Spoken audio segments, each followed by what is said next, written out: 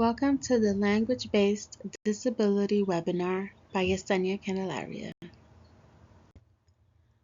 During this webinar, we will go over reading disabilities such as dyslexia and reading comprehension. We will go over a writing disability referred to as dysgraphia. We will discuss federal and state legislations related to all three, and we will discuss instructional and intervention strategies that are beneficial for students, teachers, and family. In addition, we will have a resource available for all parents at the end of the slideshow. Dyslexia is a reading disability that affects accuracy, fluency, and spelling. People who have dyslexia does not mean they are less intelligent. Rather, they just learn differently. About 5 to 10% of the population has some form of dyslexia. Some early signs are speech development, difficulty learning nursery rhymes or keeping up with songs, and problems with letter recognition, naming, and learning the alphabet.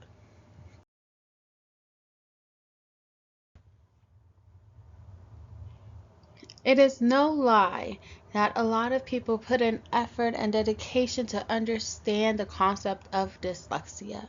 People from Rudolph Berlin, W. Pringle Morgan, Samuel Orton, and a bunch of others dedicated their time to understanding dyslexia. And now it's proven, research-based, that dyslexia is related to brain structure and functions. This means that people with dyslexia have a difficulty understanding things and have a different way of processing it.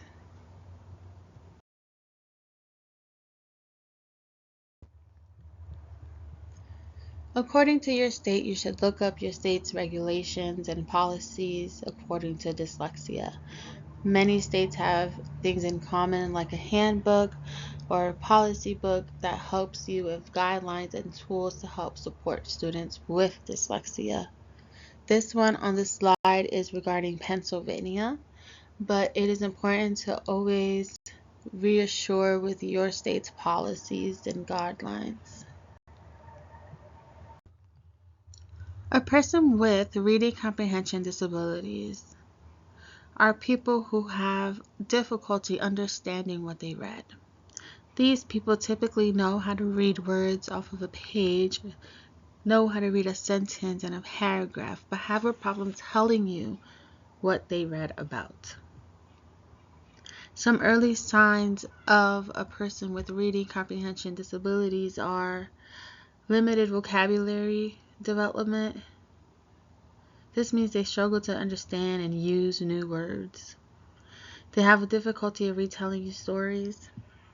They have very poor listening skills.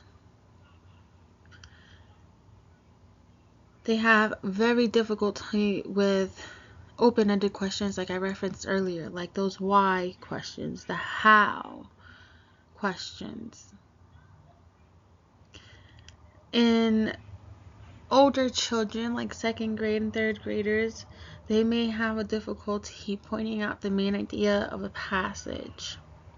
They may have difficulty following 4 or 5-step instructions.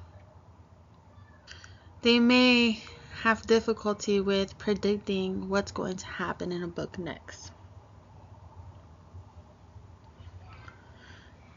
And most of the time, their performance on comprehension tests is irrelevant to good decoding. So most of them can decode, but they have just difficulty comprehending what they are reading.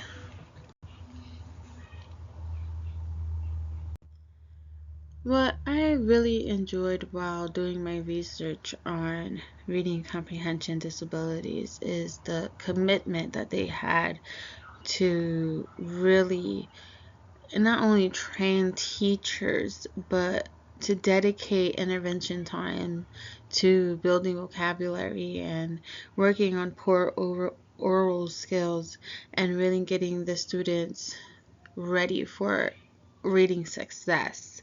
And I really love the dedication they took to focus on language skills and different techniques to help the students grow with this comprehension disability that they have. This was really great. And while doing research, there are a lot of comprehension programs that helps students progress and sets them up for success. When it comes to legislations, policies, and guidelines and handbooks, it's important to look up to the state that is relevant to you, where you live and where you're teaching at, figure out what they expect from you as a teacher and what they expect parents to learn and do, what you're able to do, and how you can maneuver your situation in the best possible way. There are federal programs that help students with reading comprehension disabilities, like the IDEA, which stands for Individuals with Disabilities Education Act. This helps students with IEPs.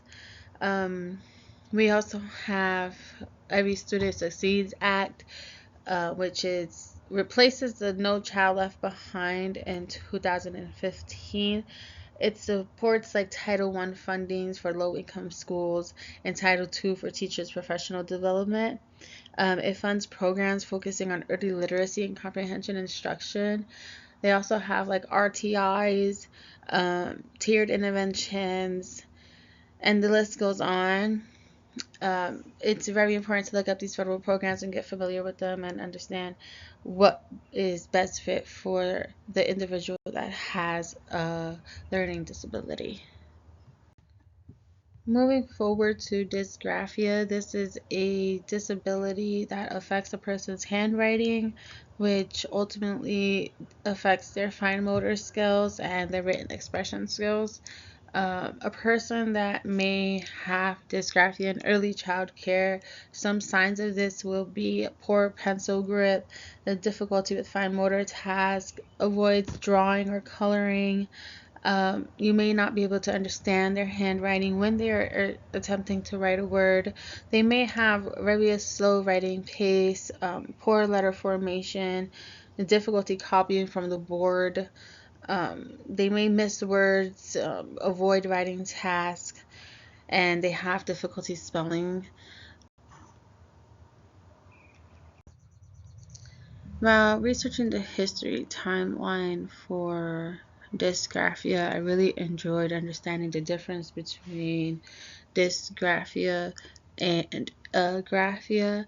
Agraphia was typically used in the medical field for someone who lost the ability to write um, due to brain damage, whereas dysgraphia is more of a lifelong problem and it doesn't have to do or relates to a brain injury. It's not the loss of something, it's just something that kind of occurred. It was a developmental problem for the person. And I really enjoyed seeing how this particular disorder really made it possible for teachers to receive more training on different learning disabilities. For dysgraphia, I really focused on my state's stance on the disorder, and I really took into consideration that they emphasize a lot on reevaluations, on special education, on federal programs like IDEA, giving a child IEPs, and this is all part of their framework for preparing and setting up a child for success. And with these type of programs that the federal put into place. In Pennsylvania, the state that I am currently from, really have taken advantage of all of these and universal screenings and ensuring that the child is meeting goals and we are building from their foundation and that they are showing progress. While creating instructional and intervention strategies, it's important to take into consideration the child's interest, what they prefer, and exactly what type of disorder and disability they have. For dyslexia, I tend to like to use multisensory instruction, which just includes more movement, dancing, and touching and sounds. And when it comes to early childhood, I really feel like an approach like that seems to work more effectively. For reading comprehension disabilities, I think it's really fun to play with books a little bit more. Make a little reading group for third graders and second graders. Let them have a reading social club. Make it more fun for them. We can also do like a taking turns for my little kindergartners where you read a page and I read a page. I really think it's important to make reading, expressing themselves in conversations, really increasing their vocabulary can really help them a lot, and this will help them understand, the meaning behind a word and what the whole sentence and paragraph mean as a whole. For dysgraphia, I really wanted to dig in on more of the technology side, so I suggested assistive technologies because I feel like older kids can play with tablets that have like writing games or like spell check on Microsoft Word. Younger kids have educational toys like Leapfrog that really focus on letter recognition, um, you know, teaching them how to spell simple words. Um, it's also great to have children use organizers. Um, to children in early childhood, if they still don't know how to hold a pencil, it's good to use the finger grips. Um, Very important to figure out the kid and what activities works best for them. So to help everyone do that, there are links under these columns that will help you understand the disorder and provides you with different strategies and techniques that may benefit you. Reading Rockets is a great tool that I think families can use of many disorders. So it's very effective. It provides different information. It's a good resource for all of you to kind of look through. You can read about disabilities. You can have a better understanding on them. It provides strategies, techniques, and different ways to help the child with disability. It's a great tool that I wanted to share with everyone here today at my webinar. Thank you so much for coming to my webinar. I appreciate all of your time. If you have any further questions or comments or concerns, please email me. As you see on here, it's yycandelaria@gmail.com. It was my pleasure to be your host today.